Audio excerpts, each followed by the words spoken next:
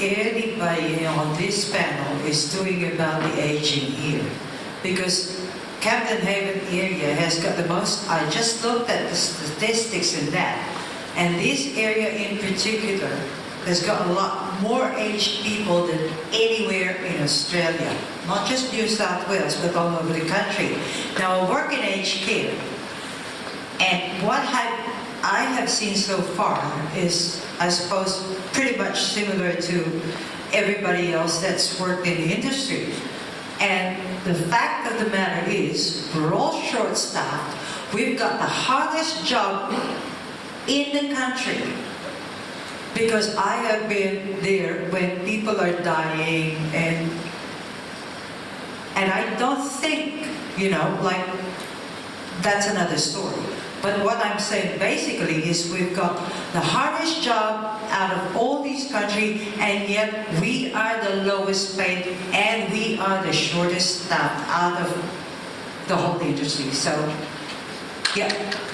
So, what are we going to do about this, and how are we going to fix this problem? Yeah, I can just answer this in a few ways. We've got a substantial rural health policy which was just announced a couple of weeks ago, which incorporates many of these things. There's also a Dedicare included in Medicare. Next Monday I'll be speaking. There's a nurses rally on up in Port Macquarie, so we certainly have a lot of empathy for the healthcare system in general. And I've got a 94-year-old mother who lives here in Laurel, so I'm fully aware of the issues in aged care. And we greatly support your staff that work in that area. Thank you. Again, answering it in terms of the whole overall health network, our side of politics is a side of politics that actually invests in regional Australia and invests in our health networks. We're the ones that believe it's important to have built or to be building the upgrade to the Port Macquarie Base Hospital. I've already been in conversations with the Health Minister with regard to the Manning Base Hospital, and that's something that I'll be pursuing after the election. We need to get that done. We've introduced the super GP clinics. There's one in Port Macquarie. The Medicare Locals program is something that we're absolutely committed to. I'm very keen to I guess hear from the ground what the issues are, so that we can look at how we can properly resource everybody that works in the area. I talked about values at the beginning. We value, we place a lot of value on people living a dignified retirement, and a lot of value on people's health care. So keep talking to me about these issues, and we'll see how we can advance it forward. Yes, it's very interesting. I hear a lot of comments about the shortage of staff in these places, the low pay. As you know, the people that own these premises are a very fine line. It's a profit-making concern, and so it's a very difficult thing to balance the pros and the cons. You also hear a lot of stories about, because you are short-staffed, that some of the older people are just sitting around all day in a daze, because there's really nobody to take them for a walk or do whatever needs to be done. And it's a tragedy really that's got down to that. There's no simple answer to it, but obviously there has to be some sort of funding or tax deduction method that can increase the pay to your staff and to have more staff to do the job, so that the people in these premises are looked after and looked after with dignity. I think that's the most important thing, and it doesn't need just discussion. I think, quite personally, it needs activity, and I think something needs to be done about it. As I say, it's an ongoing problem, and I hear this story from a lot of people regularly, so it needs to be addressed, and addressed very soon.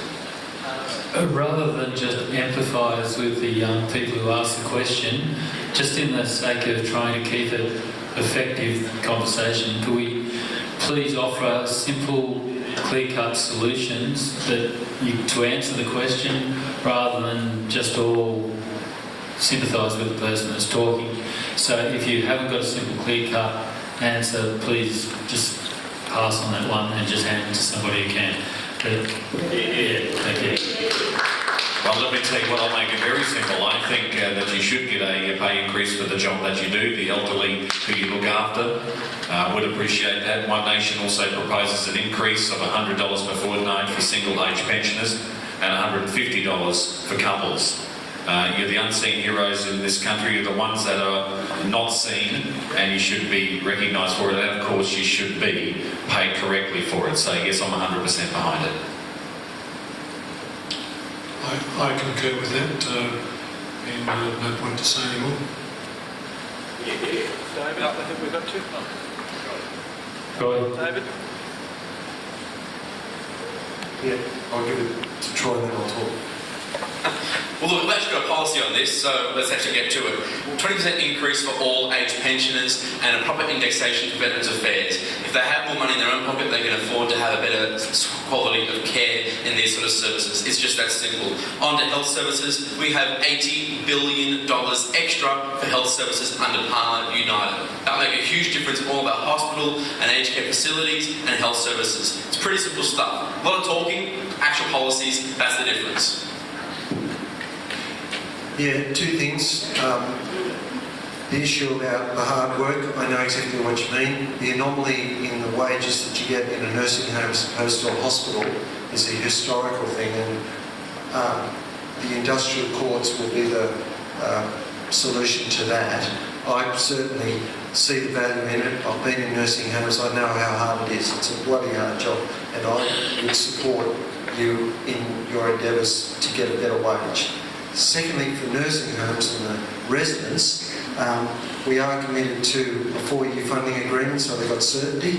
We've spoken about red tape, but look, I've been to MAS, I've been to Bethany. The things that the people are telling me is that the current government is increasing more and more paper filling and form filling and compliance rather than caring for the residents, and that's why we are big on getting rid of red tape.